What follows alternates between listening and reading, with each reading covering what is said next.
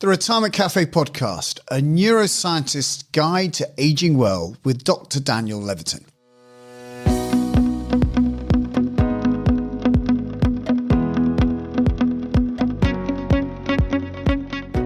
Hello and welcome to another episode of the Retirement Cafe podcast with me, your host, Justin King. If you're thinking about your retirement or already retired, you're in the right place.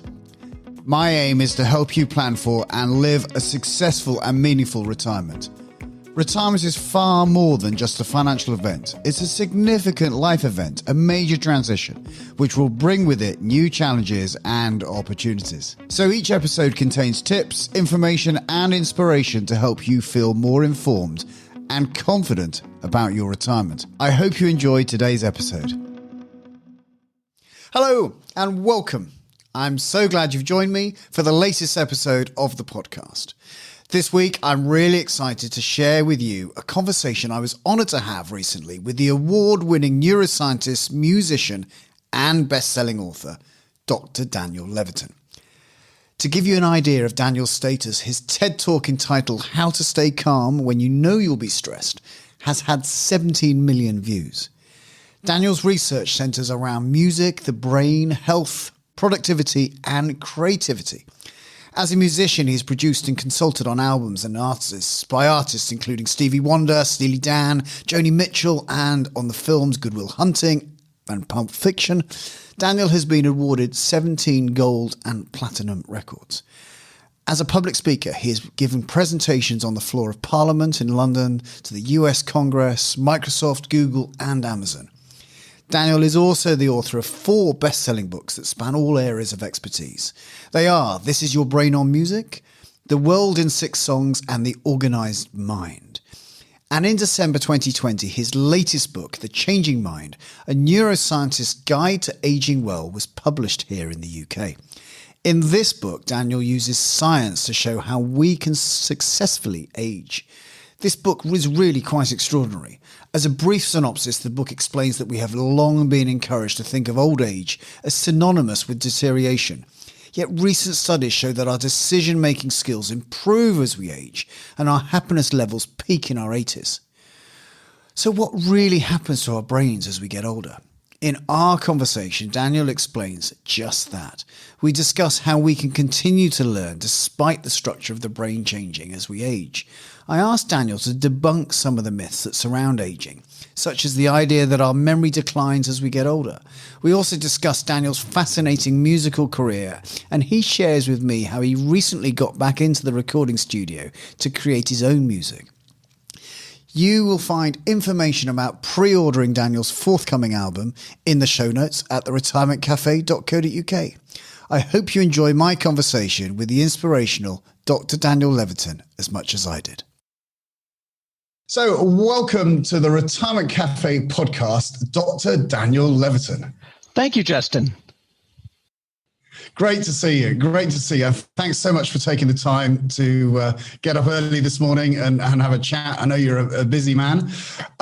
So just in context, we're talking on the 17th of February in case we find out how are you coping with the new world order or the world order is presented to you at the moment. Well, Justin, I think, it's surreal for me as it is for most people in the world that this kind of unended open uncertainty is quite stressful, even if it's not stressful in the way that being attacked by a lion is or just averting an automobile accident. It's a chronic low-grade stress, and I suspect that most people in the world are suffering from chronic low-grade depression. You think about the major life stressors that there are, and these include the dissolution of relationships, a sudden change in routine, uncertainty about your financial or your health future, and we've got all of those going on. I mean, the dissolution of relationships is more subtle here, but we used to, most of us, see people at work every day, and we had these even micro contacts, just, hi, how are you, Joe, kind of moments. And those have disappeared, and they're tremendously important for our sense of well-being. And so I think my grandfather always used to say the definition of a bore is when somebody asks you, how are you? He actually tells you. And so that's what I'm doing. I'm doing better than most. I'm very lucky. I have work that I can do from home and that's meaningful to me. I have friends and colleagues like yourself all over the world that I can touch base with on this miraculous technology without leaving my home. So apart from the fact that the world is going to heck in a handbasket, I think I'm doing okay. Absolutely. Wow. Yeah. So we can touch on so many things. But for those who don't know you, you're a musician, a psychologist, a neuroscientist, and an author. I mean, that's a lot to pack into life. So tell me, how have you arrived at where you are today? Well, I took a left turn at Albuquerque.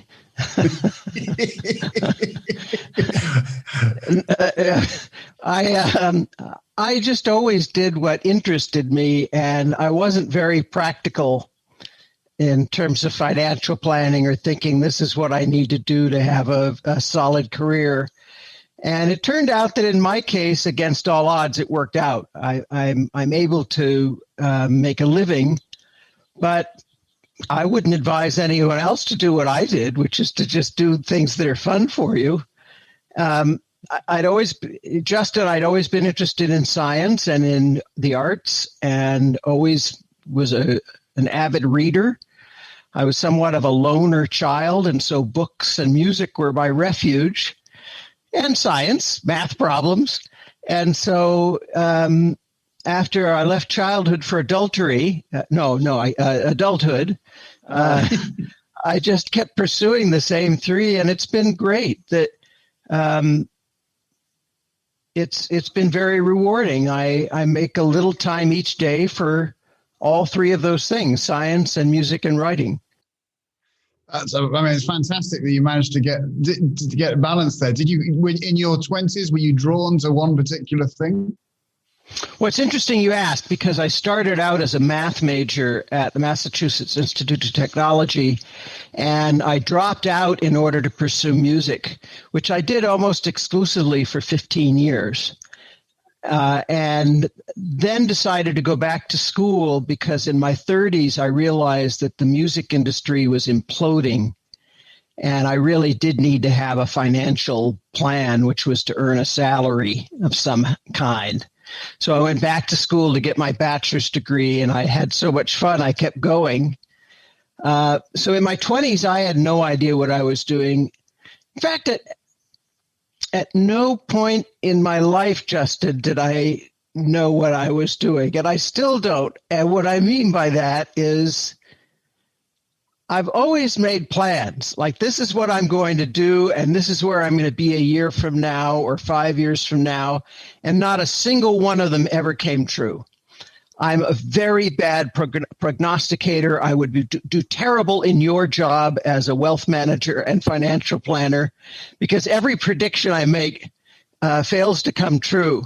I'm like George Costanza in the Seinfeld episode where he realizes he has to do the opposite of every single instinct he has, but can't bring himself to. So the reality is that nothing I wanted to have happened. I was going to be a great electric guitar front of the stage guy like Jimmy Page, or I was going to be a great novelist like John Irving. Those things didn't happen, but different things happened, and I learned to be flexible and take what comes. Yeah, but I mean, there's for all of us, I suppose, and obviously our audience is generally retirees or people thinking of retirement.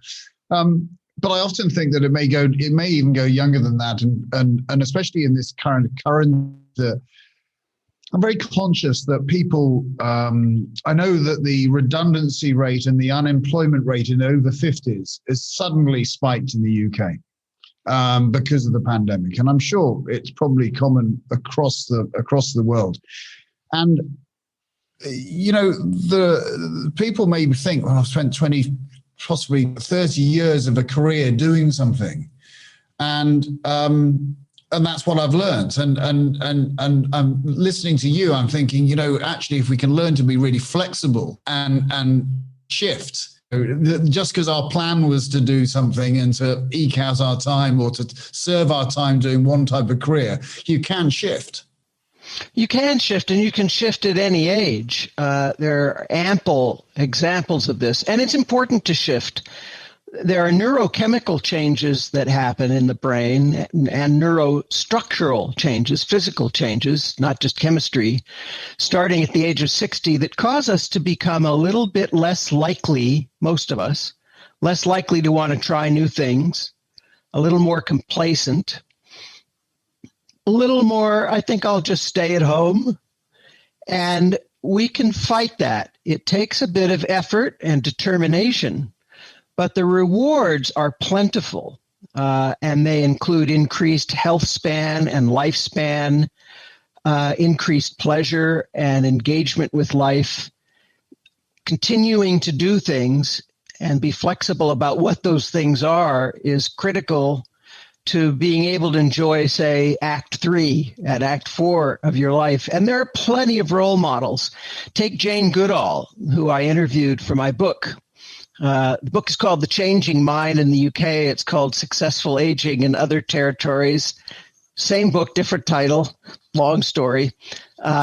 Jane Goodall is a well-known primatologist, spent most of her life doing field work. When I spoke to her, she had just turned 89. This was a year and a half ago.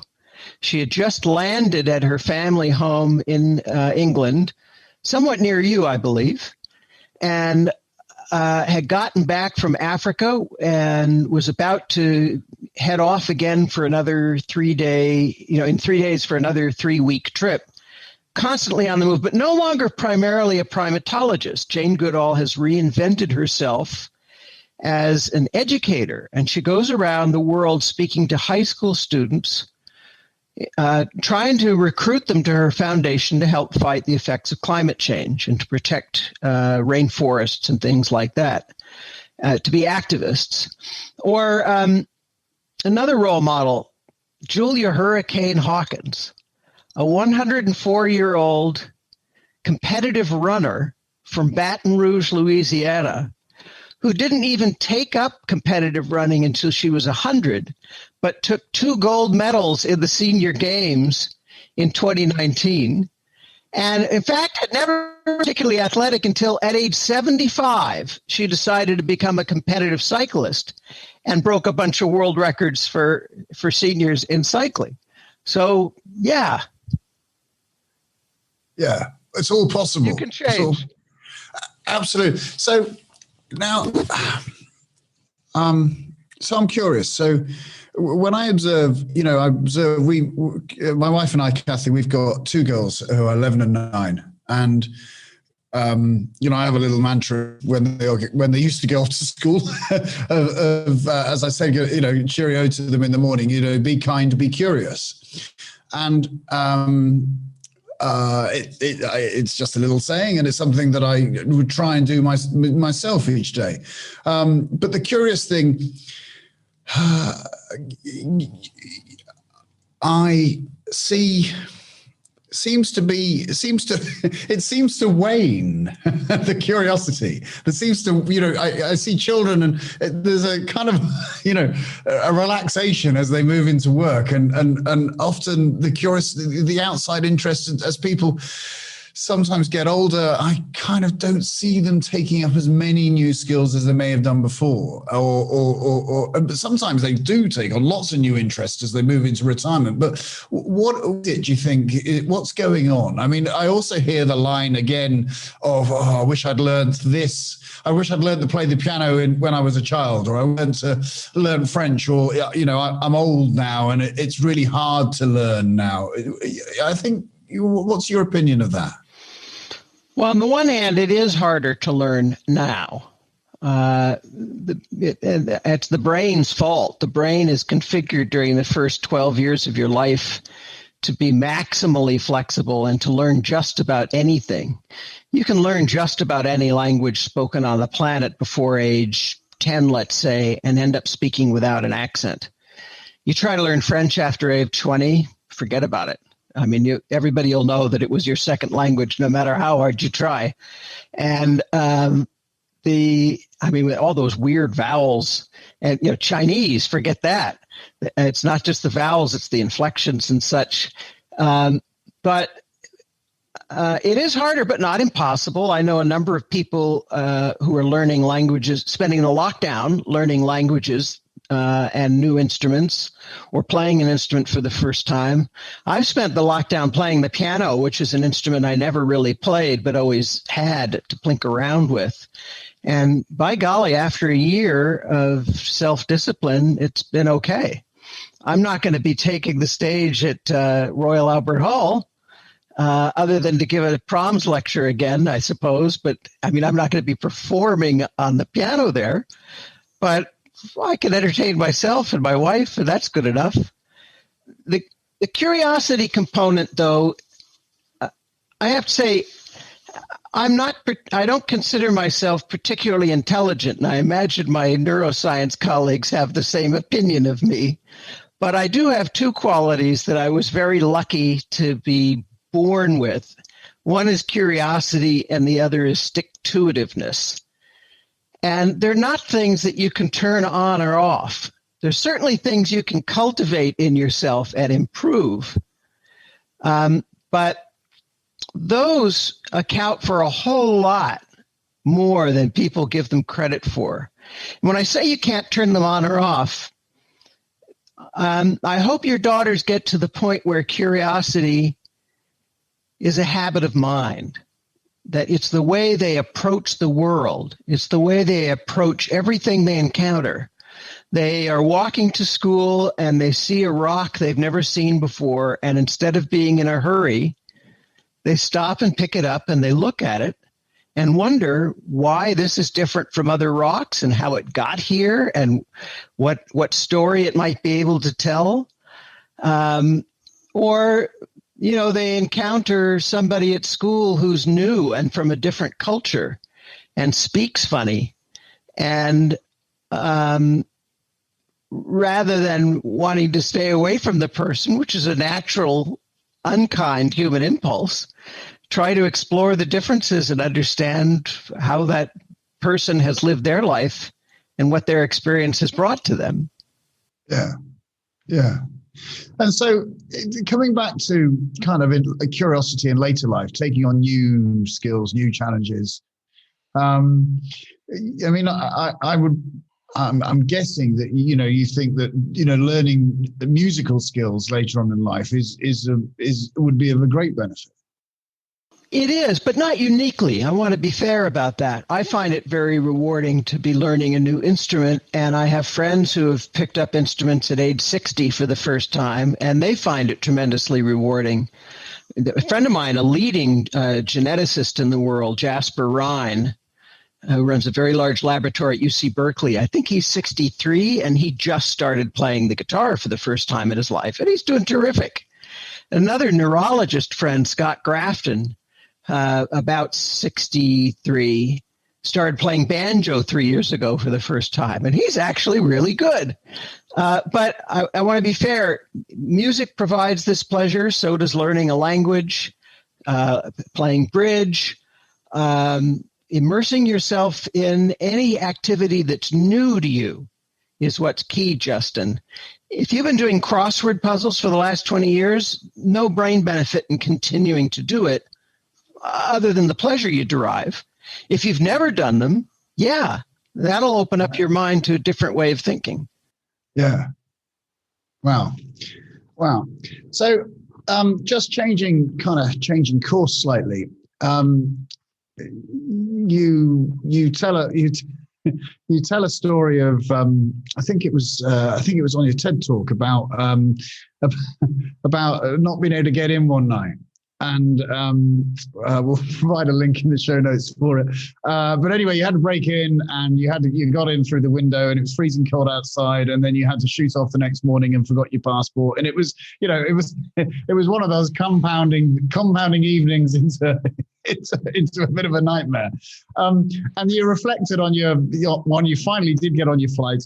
You reflected on the response that you'd had to a kind of a fairly disastrous evening, and how you dealt with it.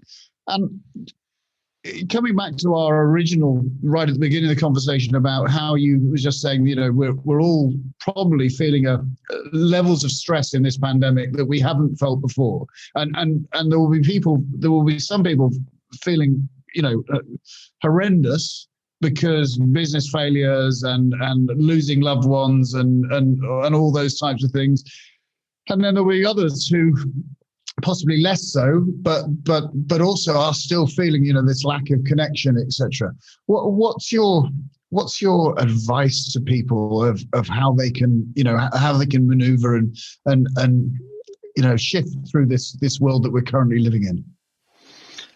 Well, so the lesson I took from that window story that you referred to, I was actually flying to London from Montreal. It was the dead of winter. I was leaving early in the morning. I had gotten all the way to the airport and realized I didn't have my passport. And I had to go home, and then I realized I didn't have my keys. Break a window, dead of winter, get the passport, call somebody to come and board up the window, made my flight. And it got me thinking, I need to be more planful and think about things that could go wrong in my life, even if they're unlikely. Because if the cost of something going wrong, like missing a flight to England and a whole book tour, all of that, the cost is high enough, it's worth putting a system in place to prevent it from happening. It's basically why we have fire insurance. The likelihood of any individual person's house burning down in his or her lifetime is very, very low. But the financial cost and the cost of hassle of not having access to your bank accounts and all these things, we get insurance to mitigate the damage. And so while I was on the plane that morning, I emailed my friend Danny Kahneman, the author of that great book, Thinking Fast and Slow. And I told him about it. He says, what you need to do? You need to do a pre-mortem. And when a Nobel Prize winner tells you to do something, you take it seriously. And the pre-mortem is simply a post-mortem in reverse. Not what did go wrong and how did we end up with this dead body, but what could go wrong and what systems do you put in place. And in that particular instance, I installed a lockbox outside the house with a combination, and it held the key to the house. And I have that still. And then I set a designated place in my bedroom where my passport and my keys and my wallet always go, so that I know where they are all the time. They're not just haphazardly thrown somewhere. Now, you may wonder why the digression into this and what it has to do with the question you asked. A pre-mortem for us during the pandemic, a pre-mortem for us during the pandemic and during retirement years is just taking an honest and a frank, self-critical look at what could go wrong in my life. Am I living near enough a medical facility that I can get there in time? If I'm not, do I want to consider moving? Or do I want to consider making some kind of arrangement where I can get to where I need to go? Do I maybe want to stock up on some prescription drugs that I might need to carry me over? Many doctors, even in the NHS, would be willing, under these circumstances, if you're living remotely, to give you a prescription of antibiotics or antivirals just to have on hand in case you can't get to a clinic or a hospital because you live remote. I believe that's true of the NHS. I've heard of it. Yeah, I agree. I am not an employee of the NHS. I cannot represent it with certainty. But the other things are a little more mundane. We're in this lockdown. The older among us are more vulnerable. Part of the pre-mortem is I don't want to get lonely and depressed, so I'm going to schedule time to talk to people either on the phone or on Zoom, or when appropriate, a socially distanced coffee outside. And I'm going to make sure it's in the calendar, and that at least on a regular basis, whatever regular is for you, whether it's once a day or once a week or once every fortnight, I'm going to have human contact and make sure that I get it. In parallel, I'm going to set aside some kind of a bucket list. I've always wanted to do X. I'm going to spend 15 minutes a day doing that through the lockdown. Yeah. At least 15 minutes. So in your book, you cover a couple of things that I want to ask you about. The myth that memory always declines with age. Is that true? The myth is not true. It is a myth. We have this societal narrative that memory will inevitably decline, and it won't necessarily. For some of us, yes.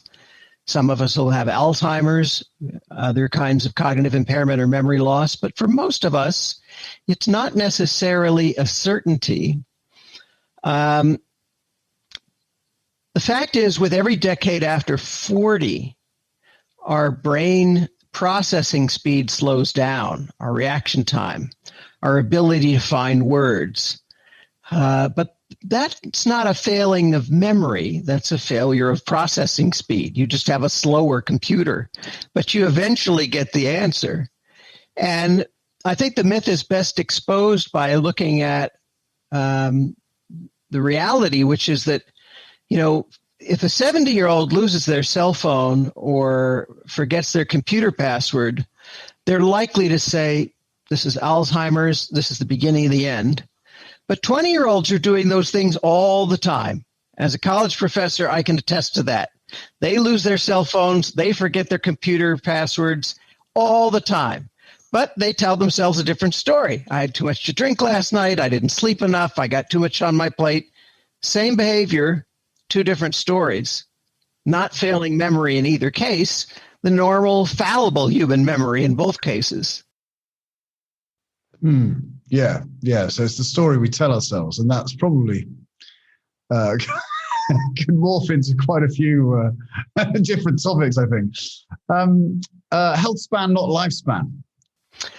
So we all know what lifespan is. It's the amount of time you have on the planet from when you're born to when you die, unless you're a Buddhist, and then you've got time after you die. The notion, though, is that for most of us, we have this big, you're born now and you're born here, and then you have this big span of time where you're more or less healthy, say for occasional broken leg or something, and then you get sick towards the end of your life and you remain sick until you die. So you got health span and you have lifespan. And there are a lot of people trying to extend the lifespan, but that might simply extend the disease span. I'm more interested in extending the health span within whatever lifespan you have. And that's what the book is ultimately about. Things we can do to live healthier longer, whether we actually live longer or not. So what are you doing to live healthier? Well, all the things we've been talking about. I'm trying to maintain as interesting a routine and as social a routine as possible during the lockdown. I'm conscientious about sleep. I follow good sleep hygiene. There's a whole chapter on sleep in the book. I try to maintain a good diet, exercise a little every day, and try new things. I've been pushing myself to try new things. And I'll give you two examples if you like. Yeah, great. When I'm 63 now. When I was 58 and I was starting the research for the book and realized I had to push myself outside my comfort zone, the first thing I did was get my private pilot's lesson. Why? Because I'm deathly afraid of heights. And I thought, if I don't overcome this now, it's never going to be overcome. And flying a plane seems kind of crazy. So I flew 75 hours, did my training, did a few solo flights. It was amazing. The other thing was I decided that although I never did become that Jimmy Page at the front of a stage, I did have 40 years worth of music playing and songwriting behind me. And I decided I wanted to take more seriously that side of my life. And so I hooked up with a couple of songwriting mentors. I figured it's too late for me to be a guitar god or, a crooner, but maybe I can be a songwriter. It's okay for songwriters to be older. So I was very lucky in that two great songwriters, Rodney Crowell out of Nashville and Joni Mitchell, Canadian-American songwriter. Joni lives near me in Hollywood, and Joni and I have been friends for 25 years. Both of them agreed to mentor me, not to be teachers, but to mentor me in the songwriting. And it was amazing because I learned a lot. After 5 years of working at it, I got to the point where each of them independently said, "You ought to release an album. These are songs I want to hear, and I want to hear them recorded properly." So I released an album in January of 2020, went on tour with it, with a bass player named Victor Wooten, who some of your listeners may know, 5-time Grammy winner, and recorded another album, which I'm getting ready to release this April. And Joni and Rodney think that the second one's even better than the first. And I've been very lucky because even if nobody buys it, knowing that Joni likes it and Rodney likes it, that the members of Steely Dan who have heard it now, they all like it. That's good enough for me. Yeah, brilliant. But if people want to buy it, I'm happy to sell it through my website. I can give you a PayPal or a Venmo link for pre-orders if you want to post it. And definitely. I'm not trying to make any money on it, just trying to cover the costs of manufacturing. And I'll put it out on vinyl and CD. Well, some of our listeners have probably still got a turntable, so say it again. So our listeners have probably got a turntable still, maybe. So yeah. Though vinyl is making a big comeback, so that's. I mean, again, great illustration. The pilot's license, fantastic, and presumably your fear of heights has disappeared. Oddly, no. I'm not afraid of being in an airplane anymore. Well, I was never afraid of being in an airplane. So I'm not afraid of being in an airplane or piloting one. But still, I don't want to climb the ladder up to the second story of the house and clean the leaves out of the gutter. I hire a handyman to do it for 40 quid. Yeah. I mean, I have to always ask for these types of things, how much of a difference into your life would it be if you didn't have a fear of heights any longer? Who knows? But I mean, what's the purpose of life other than to try and make the world a better place and maybe in the process make yourself a better person? Yeah, yeah.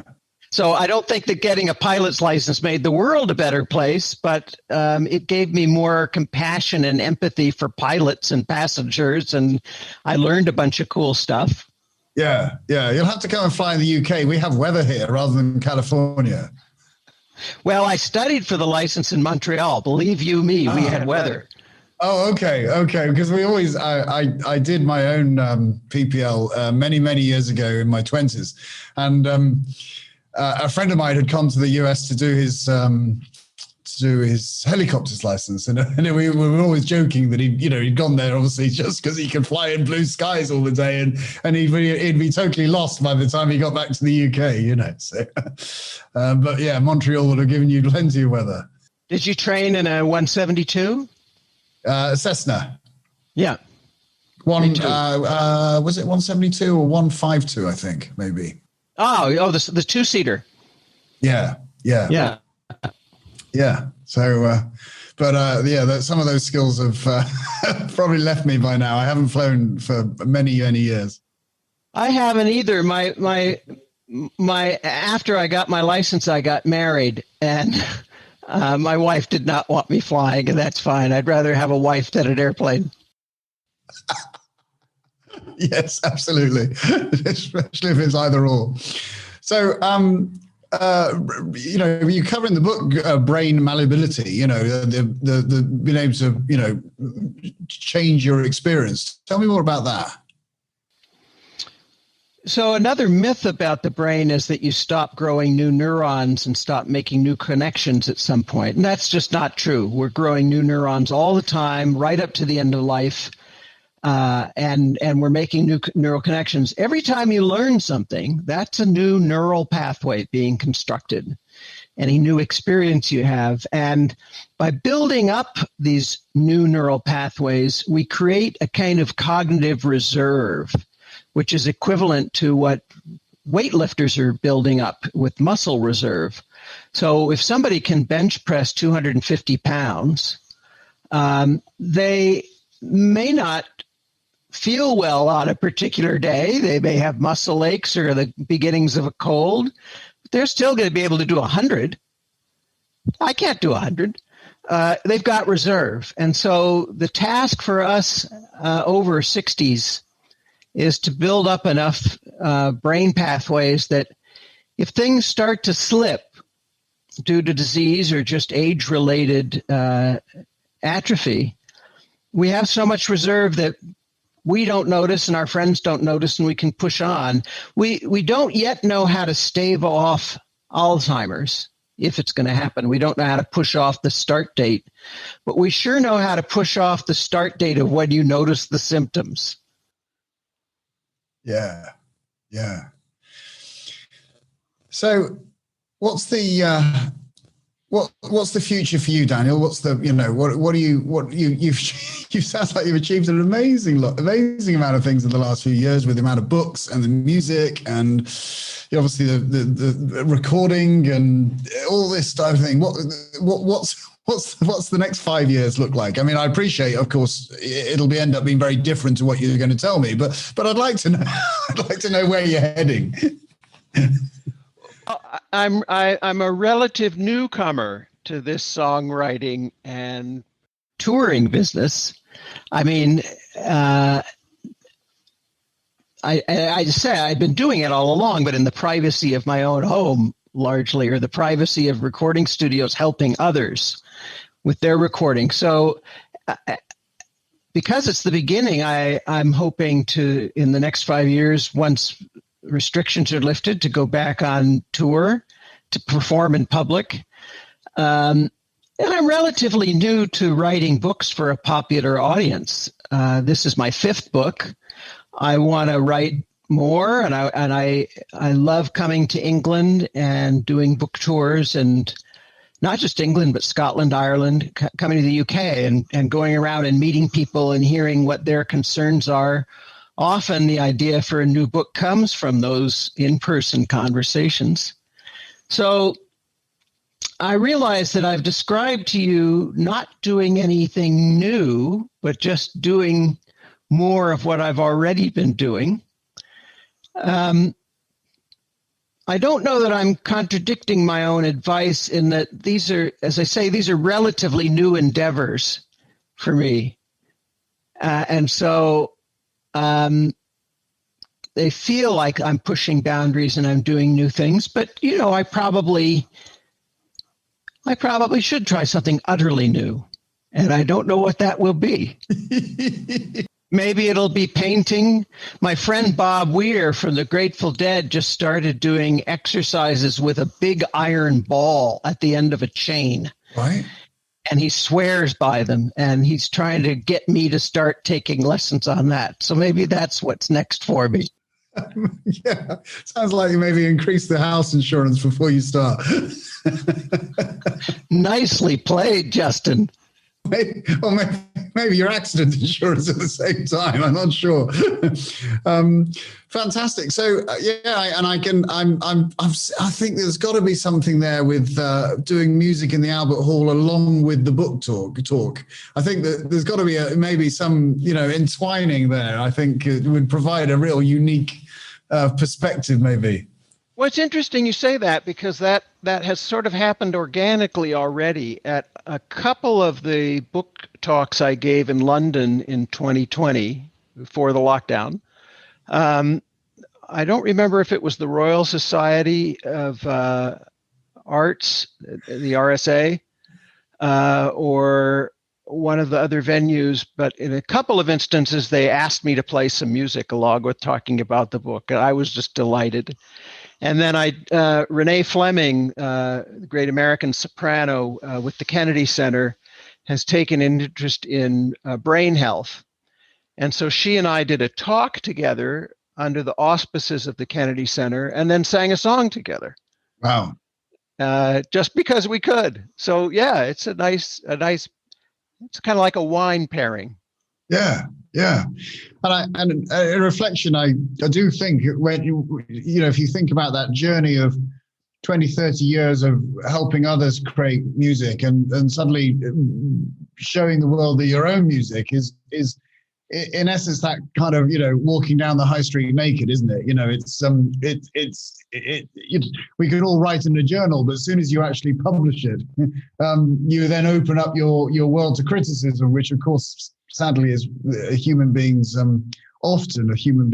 greatest fear. Well, I'll tell you, I had a kind of epiphany about this.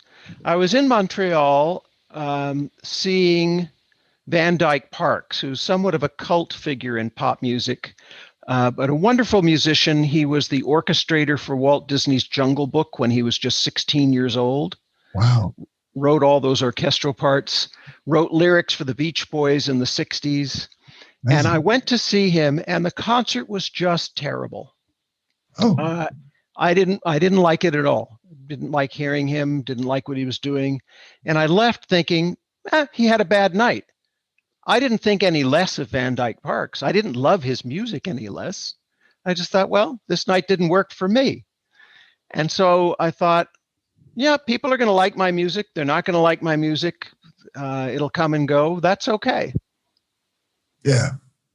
I felt a little bit more naked now that 28 million people who watched the TED Talk know that I was such an idiot that I had to break my own window to get back in my house. That's the naked on High Street moment for me.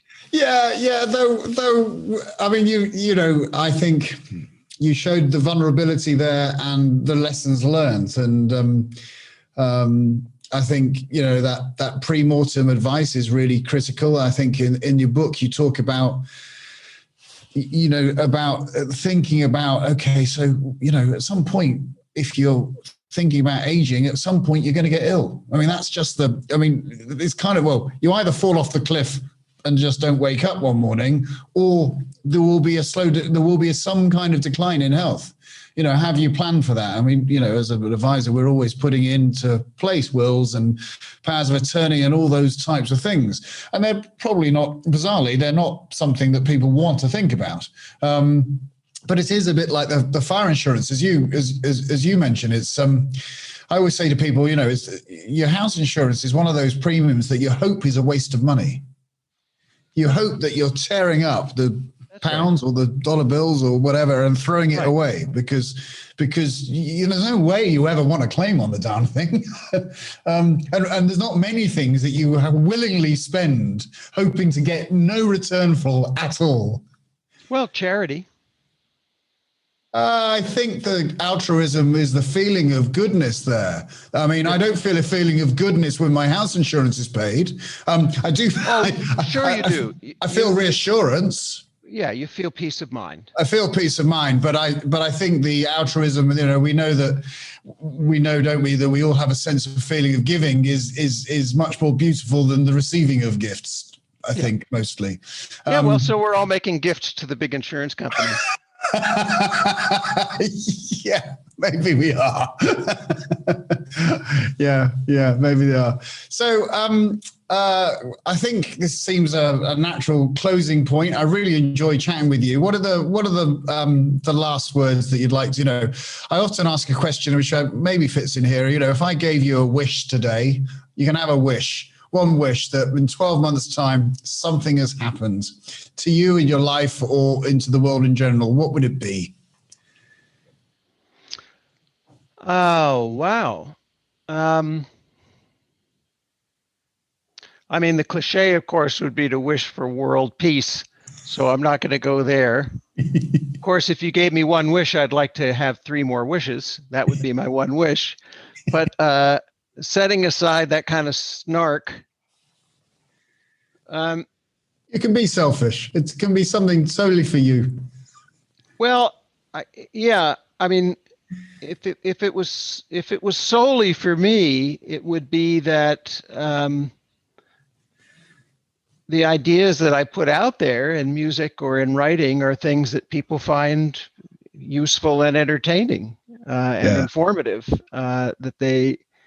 That I'm able to reach people through what it is I put out there. But I'm not thinking that I would use my wish that way. I think a year from now, I'd like to see the major internet companies and internet service providers and news, sort of non-mainstream news sources, embrace the idea that there is really and truly an objective truth. There aren't 2 sides to a story when one side is a lie. We've kind of overcompensated as a society and said, oh, well, that's, so-and-so deserves their perspective. No, they don't, if it's wrong, if it's a lie, if it's totally made up. There are objective facts of the world that reasonable people agree on from different backgrounds, different racial backgrounds, different economic backgrounds and perspectives. And we've fallen into what some have called the post-truth era. And if that's really true, that's the end of democracy, because we no longer will have an informed electorate. We no longer will be making decisions based on evidence. We're going back to the 1400s when it was all superstition. If your municipality decides that they get a bunch of money from the federal government to repave streets, are they going to repave the street in front of the wealthiest resident's house or in front of the mayor's house, or are they going to repave the streets that have the potholes? There's evidence there about where the work needs to be done. Yeah. You can't just say, well, one person's view of the most important street to pave, is as valid as any others. No, I think those are wise words, and I'd love to grant you your wish, if I was so allowed. But let's hope. I'm sure, definitely, that your ideas and music are filtering into the world. I've very much enjoyed, consuming your writing. So, and I really very much enjoyed chatting with you this morning. So, thank you, Dr. Daniel Levitin. Cheerio. Thanks once again to Dr. Daniel Levitin for joining me and for such a fascinating conversation. To find out more about Daniel's books, including The Changing Mind, and pre-ordering his next album, check out the show notes on our website at theretirementcafe.co.uk, where you'll find all those useful links. As ever, if you've enjoyed this episode, please do leave us a review on Apple Podcasts, and be sure to subscribe either on our website or your preferred podcast player so you never miss an episode. If you'd like to get in touch, you can find me on Twitter at JustinKingCFP, or you can email me at hello@theretirementcafe.co.uk. So until next time, this is Justin King, helping you feel more informed in your retirement.